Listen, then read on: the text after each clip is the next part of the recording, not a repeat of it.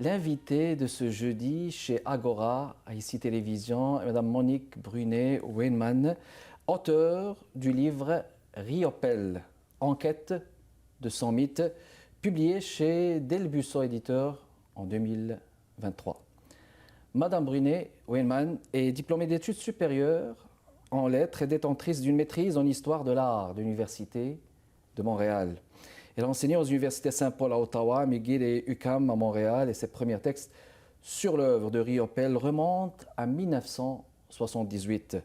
Elle a notamment rédigé les introductions analytiques des 3 premiers tomes du catalogue raisonné des œuvres de Riopelle. Ici Kamal Benkiran, bienvenue chez Agora. Je vous souhaite la bienvenue parmi nous, Madame Brunet-Weinman.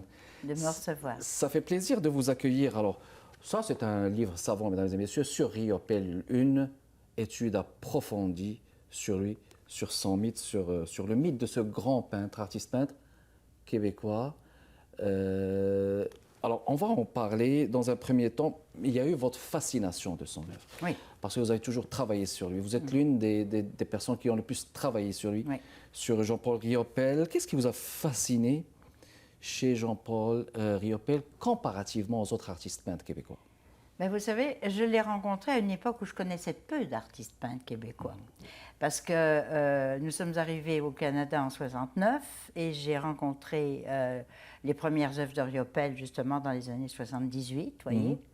Et bon, je commençais tout juste à être critique d'art pour Vie des Arts. Donc, il a été un des artistes que j'ai rencontré à la galerie Gilles Corbeil sur de Crescent au début, mais c'était des petits formats que j'avais vus, ça ne me fascinait pas. Et une fois à Toronto, j'ai vu des grands formats. Alors là, c'était la fascination. Et pour l'œuvre, parce que je connaissais peu son évolution et je ne l'avais jamais rencontré, mais j'ai vu tout de suite que c'était quelque chose d'exceptionnel, vous voyez. Or, je dois vous dire que ce n'était pas du tout la tendance dominante en art à cette époque-là, qui était l'art conceptuel et tout ça, l'art optique, vous savez, bon, minimaliste quelquefois, mais qui n'était pas du tout l'art de Riopelle, débordant d'énergie, accumulant les couches de peinture et signifiant quelque chose. On n'était plus dans la signification de l'art. Hein. Alors ça m'a absolument fascinée, voyez. Et bien que ne sachant peu à propos de lui, j'ai tout de suite voulu le rencontrer. Et on était en 78, donc lui venait d'arriver de Paris. Oui. Parce qu'il a commencé à construire son atelier Grange en 74, mais son départ de Véteuil, de Paris, de France, s'est fait en 78 et s'est installé là, à Sainte-Marguerite-du-Lac-Masson. Alors j'ai essayé d'avoir son adresse, finalement j'ai pu l'avoir avant qu'il ait le prix Bordeaux, parce qu'il a eu le prix Bordeaux en octobre 81, vous voyez. Et à partir de ce moment-là, au lieu d'être ignoré finalement des critiques d'art, là tout le monde s'est précipité pour essayer d'avoir un entretien avec lui. Heureusement, j'avais mis mes pions avant. Vous avez été parmi les premiers, comme je le mentionnais, en 1978. Alors en plus, qui était un artiste tout le temps en quête de liberté, de sa liberté, c'était un artiste aussi qui était en quête de mythe fondateur. Comment comprendre et assimiler cette notion, justement, Madame Brunet? Vous savez, ça remonte à sa période surréaliste.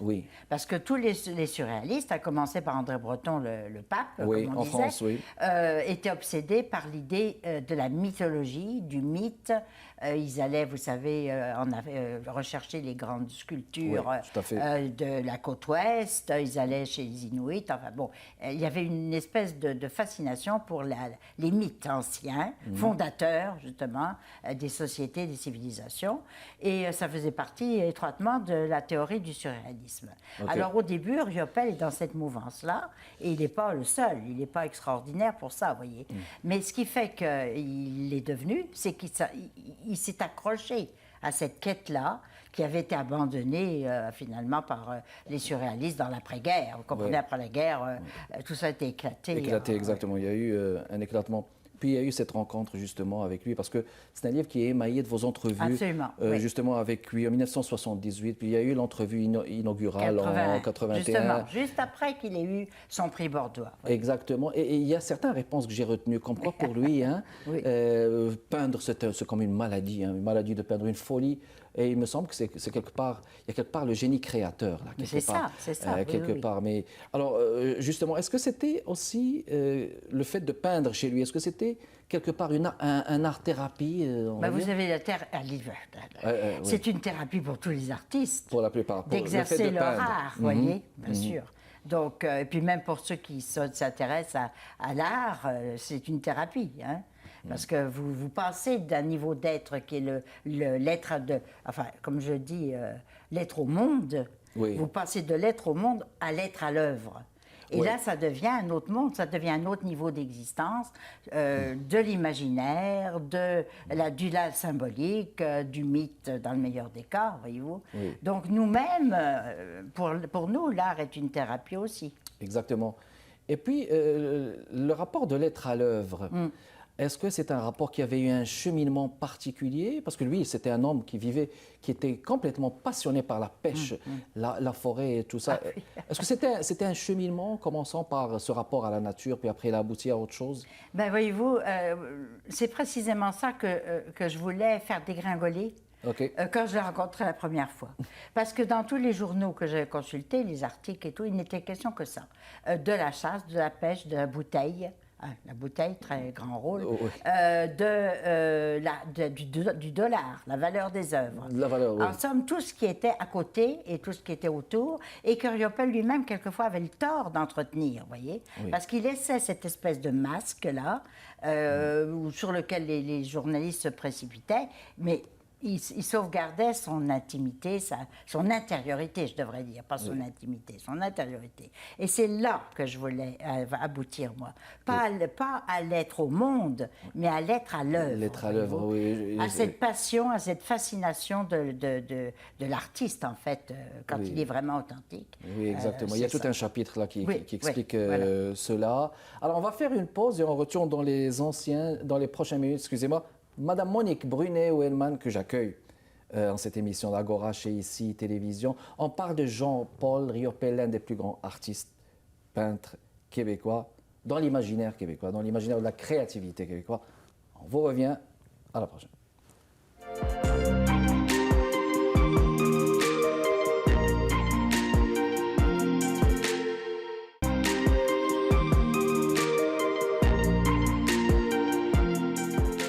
Alors, on est de retour avec vous, mesdames et messieurs, dans le cadre de Agora, Riopelle en quête de son mythe, avec mon invité d'aujourd'hui, Madame Monique Brunet-Wellman, qui est l'auteur de ce livre-là.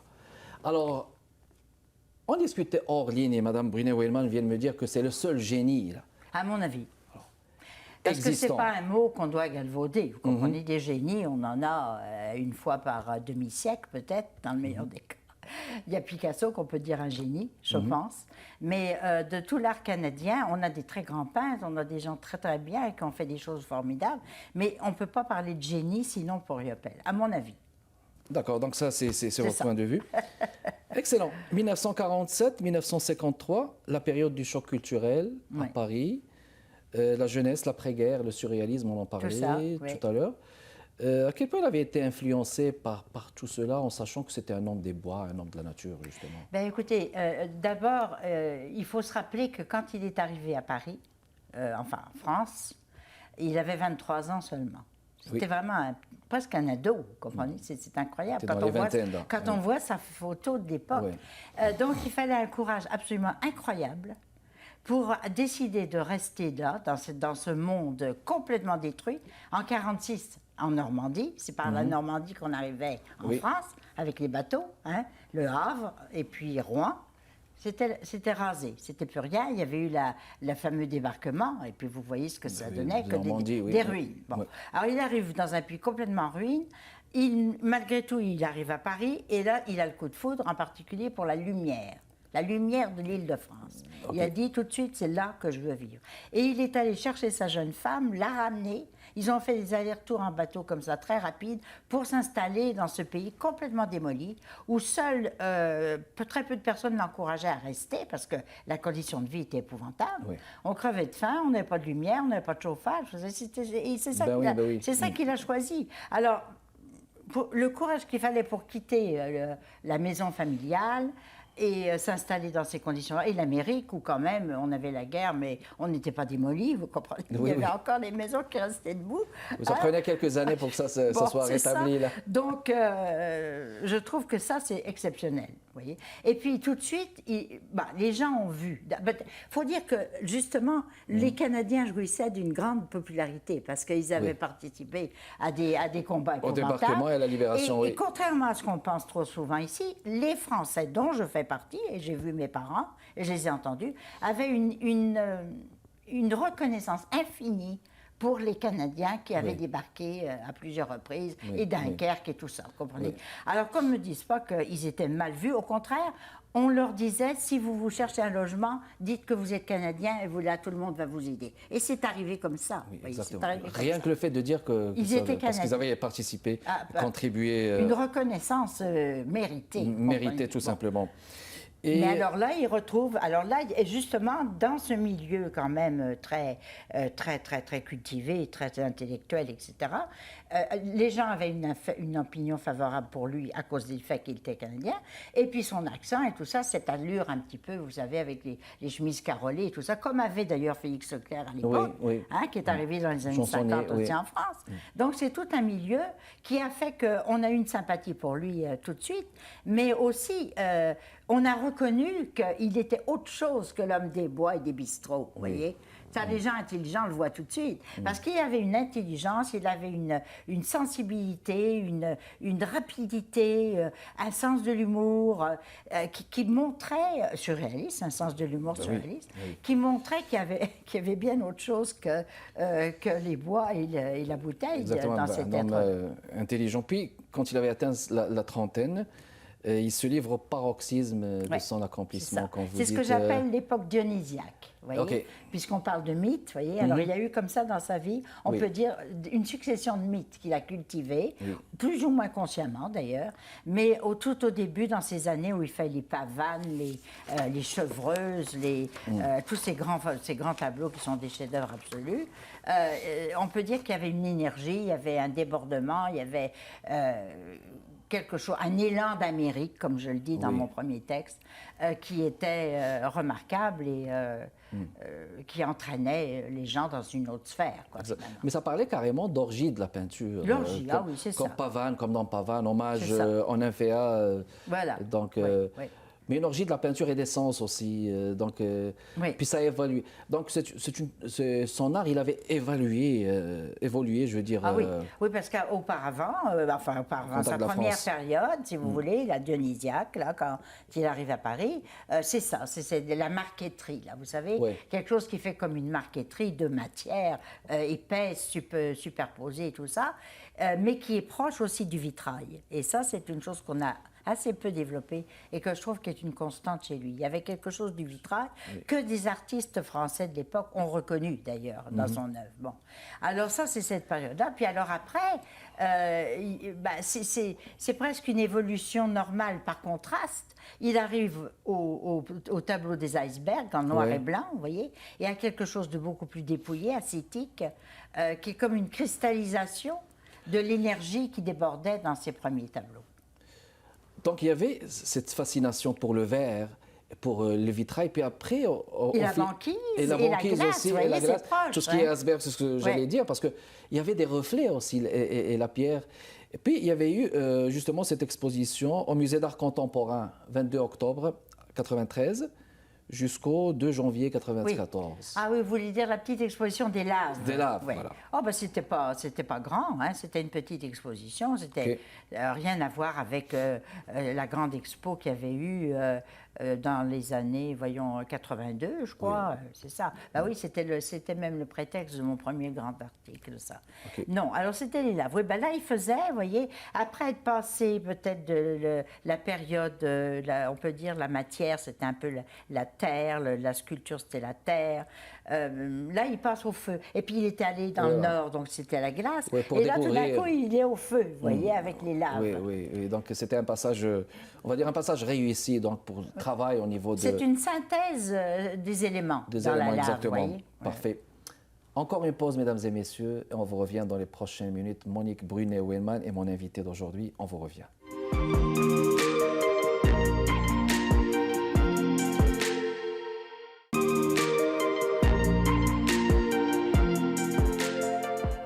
de retour avec vous, mesdames et messieurs, pour continuer notre discussion sur ce livre Riopelle, Enquête de 100 mythes, publié par Mme Monique Brunet-Weilman, mon invitée d'aujourd'hui, chez Delbusso, éditeur, maison d'édition au Québec, établi au Québec. Alors on parlait de ce passage au niveau du travail de la matière, mais il y avait toujours aussi cette présence des animaux, de la nature, l'oie, les oiseaux, les hiboux. Symbole de... Il était amoureux de tous les animaux. Les chiens, c'était indispensable à sa vie. C'était vraiment consubstantiel presque. Et puis, le respect de... il chassait pourtant, mais il a chassé de moins en moins. Et au fur et à mesure qu'il avançait en âge, justement, et particulièrement quand il en était à l'époque des oies, il faut dire qu'il avait moins de facilité à chasser à cause de son dos, c'est sûr, et ses mouvements. Mais il voulait vivre parmi elles et non pas les tuer. Voyez. Mais les chiens, les animaux, tous les animaux qui étaient en peine, il était très, très sensible à ça et c'était tout à son honneur, à mon avis. Et puis, il avait ce totem du hibou au début de sa vie, vous voyez.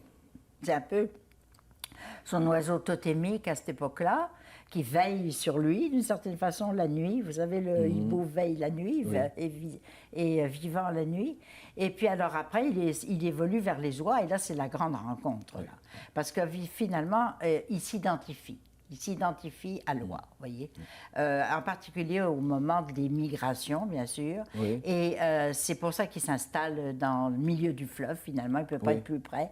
À cet endroit-là du fleuve, près de Montmagny, où elles atterrissent pour se nourrir, pour continuer leur grand périple vers le sud.